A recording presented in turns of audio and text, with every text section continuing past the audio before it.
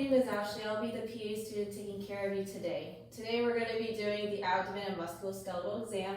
While I go wash my hands, can I please have you take your shirt, shoes, and socks off for me and use the restroom so her bladder is empty for our abdominal exam?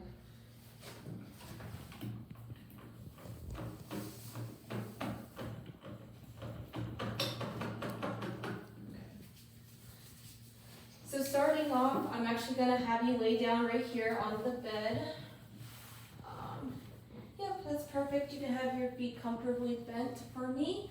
I'm going to start off by inspecting the abdomen, the contour, noting any striae, distension, pulsations, masses. After I do the inspection, I forgot for inspection, I am going to inspect the condition of the umbilicus. I'm now going to auscultate in each of the 4 quadrants. For bowel sounds, if I don't immediately hear the bowel sounds, I'm going to listen for 1 full minute in each of the 4 quadrants. So I'm going to put this in my ear, right here, make sure it works. Okay.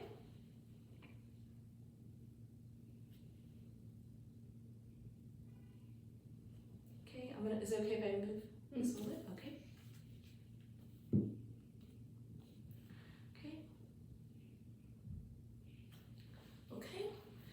Next, that I'm done with auscultation, I'm going to move to percussion. So starting off, I'm going to percuss each of the 4 quadrants, listening for tympany and dullness.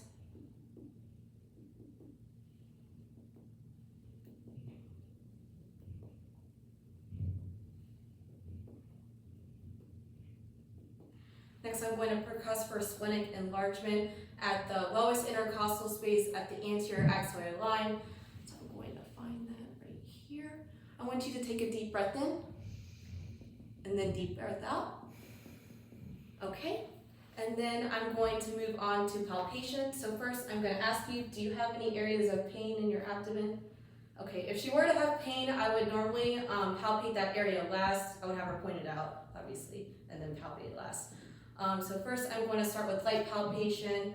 So I'm just going to note any signs of distress and any, if I can feel any superficial masses. So I'm just going to go ahead.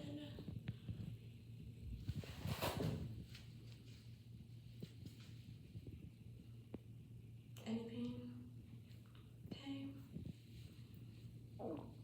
And now I'm going to palpate all 4 quadrants again, but for deep palpation, for noting any distress, looking at her face, and also for any deep masses I can feel. Any tenderness? Okay. I'm going to palpate the liver edge now, so I'm going to have you take a deep breath in, deep breath out, and I was noting any enlargement, tenderness or masses. I'm going to move on and palpate for splenic enlargement on the left side. Can I actually have you please move with things that way I'm not fully reaching over. Okay, so I'm going to have you take a deep breath in now, and then out. Okay. And then I'm now going to have you sit up for me, please. You can actually just slide right over here. I'm going to palpate for CVA tenderness bilaterally. Ready? Any tenderness? Okay, at this time I would perform a rectal exam before moving on to the musculoskeletal, but since we're not doing that, we're going to start the musculoskeletal exam. So starting off, I'm actually going to have you stand up for me right here, please. So first, I'm going to be inspecting and palpating for symmetry, edema, effusions, any deformities or malalignment of bones, muscle atrophy, tenderness, the condition of the surrounding tissue, crepitus. So starting off, I'm going to just look at the front here, and then I'm actually going to have you turn just so you're facing the wall so I can inspect the back. So I'm going to inspect the area over the spinous processes, the trapezius, the scapula, the paravertebral muscles, the area over the sacrum. I'm actually going to come to your side now and just assess the kyphotic and lordotic curvatures. Now I'm going to palpate this area right here. So I'm going to start off with the spinous processes. right here. Now I'm going to do the paravertebral muscles. So I'm going to have the trapezius right here and also scapula while I'm in the back here. The area over the sacrum, and then I'm going to find our ASIS.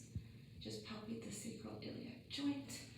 Okay, now I'm going to assess your C-spine range of motion. So I'm actually going to have you touch your chin to your chest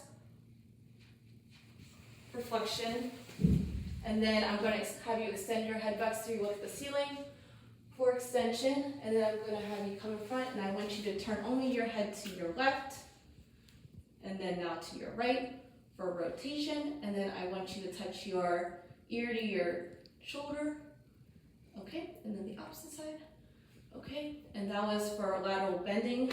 I'm now going to have you face the camera right here. So I'm going to come on your side here. I want you to bend down and touch your toes for thoracic and lumbar flexion, and then extend as far back as you can for extension. I want you to turn to your left for rotation, and then the opposite side. There you go. And then I want you to bend to your left side. So you just go to your left. Okay, and up, and then bend to your right. Okay, perfect. Next I'm going to move on to the temporomandibular joint. So I'm going to inspect the area. I'm going to palpate. So now I want you to open your jaw, close, and then I want you to move it to the left and then right for lateral. And then I want you to bring your jaw forward for protrusion and then bring it back for retraction. Okay, now I'm going to have you sit right here. So I'm now going to inspect both sides. So I already did the scapula in the back. So I'm going to start off with the clavicle right here and palpate the area of the acromion, the acromioclavicular joint. So do like that.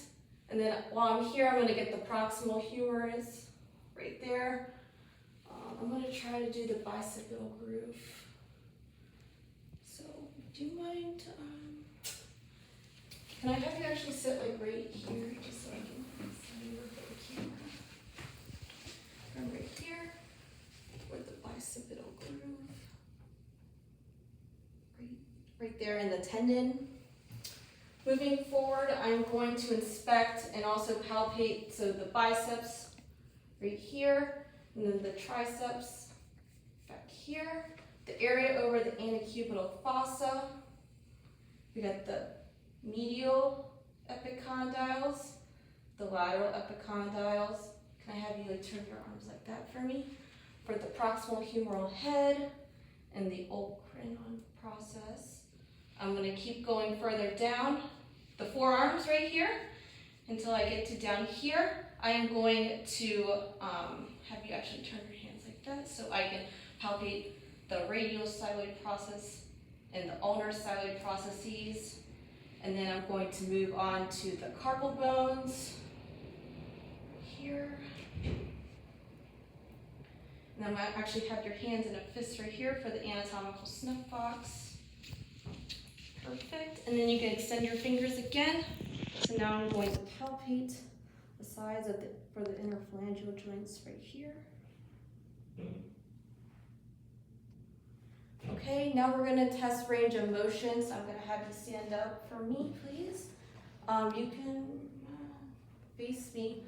So first we're going to do, you can just follow my movements, okay? So we're going to keep your arms straight and move them all the way up for shoulder flexion.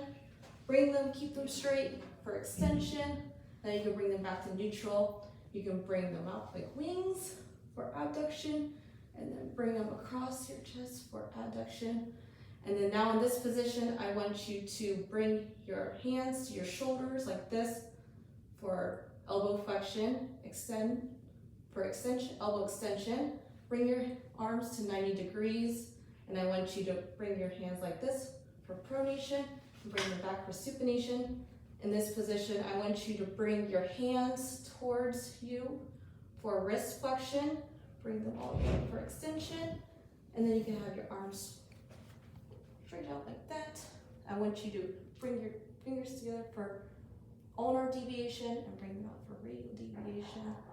Next, we're gonna do thumb flexion, so make a 4.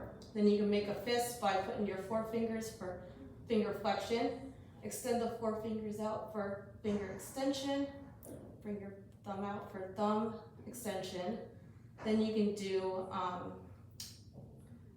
bring your fingers out like this for abduction, finger abduction. Bring them back in for adduction.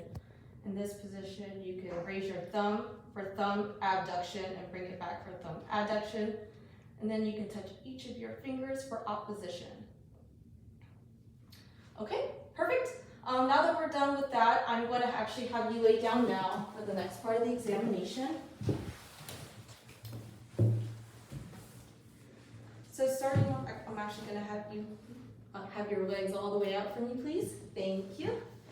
So I'm going to inspect the area over the hip joint, the ASIS, the greater trochanter, and then just keep going. So palpate the hip joint, ASIS, greater trochanter. Going further down, I'm going to just inspect the leg, so the medial and lateral condyles of the femur, the patella, the patellar tendon, and the tibial tuberosity. Just do that while I'm here. Any tenderness? No. Okay. Patellas right here. Medial, lateral condyles. Okay. The patellar tendon right here, and then you get down towards the tibial tuberosity. Keep palpating. Inspect down the leg, the shin. Get down. Okay, and then I'm going to inspect and also palpate the calf. Just turn, okay. And then also the Achilles tendon in the back here. So calf right here, and then Achilles tendon.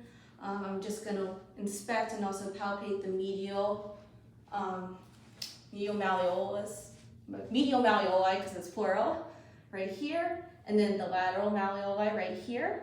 I'm going to inspect and then also palpate the tarsals and the metatarsals right here. Also did not forget the calcaneus, so just lifting the leg and doing that here and here. Okay, and then I'm just going to do each of these, so doing them at the same time. Sorry, my hands are like probably cold or hot, I don't know. It's weird touching people's toes. Okay, so now that we're gonna move on to assess the passive range of motion of her hip and also her knee, because it's gonna be together. So I'm actually gonna raise your leg up for hip flexion. Let me know if it's any painful during this, okay? I'm actually gonna bring your, so that was hip flexion right here. Bring it to 90 degrees for knee flexion. We're gonna extend all the way out for knee extension. I'm actually gonna bring your leg again to 90 degrees. We're gonna do internal rotation and then external rotation. I'm gonna bring it down. I'm going to stabilize your hip, and I'm gonna bring it out for hip abduction, and then bring it across for hip adduction. And then I'm going to repeat this on the opposite side. So, do you mind like just sliding over here a little bit? Stable a little bit, thank you.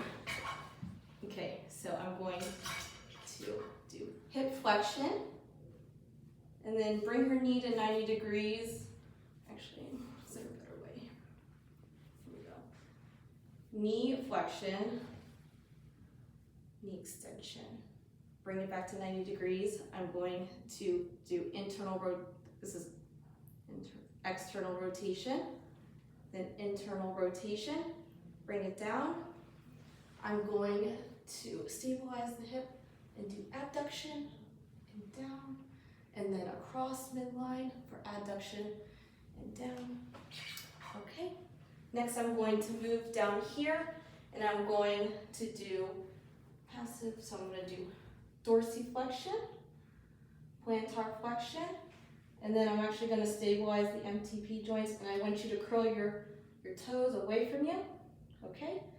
And then bring them towards you for flexion extension. While I'm on this ankle, I'm going to do inversion and eversion. And I'm going to repeat the same things on this side. So first I'm going to do dorsiflexion, plantar flexion. I'm going to do inversion, eversion, stabilize the MTP joints. I want you to curl your toes away from you for flexion and then bring them towards you for extension. Okay, now we're gonna go and measure the calf circumference. I'm gonna start on this side since my measurement wasn't, my tape was over here. So I'm gonna have you bend like right here. So I'm gonna find the widest area right here. I'm going to measure right here.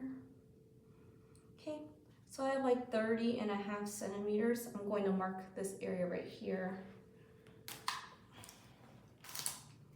I'm going to measure here, from this point right here. Oh. And that's 8. Okay, you can relax this leg now. I'm going to come to this side and find your tibial tuberosity. Place it, and then I'm going to mark it there and turn it over. I'm going to measure. This one's a little bit bigger, so 31.5. Okay, now you can relax. I'm going to get my goniometer to measure the angle. So I'm going to start on this side. So I'm going to have you bring your heel as close as you can to your hips, and then I'm really flexible. And then what I'm going to do is I'm going to place this on the lateral condyle of her femur. I'm going to direct this side to her greater trochanter and this side to her lateral malleolus. And so her angle is like 145 on this side. Now you can relax over here. I'm going to repeat it on this side, right? So I'm going to have perfect. So put it right on the lateral malleolus and then angle it.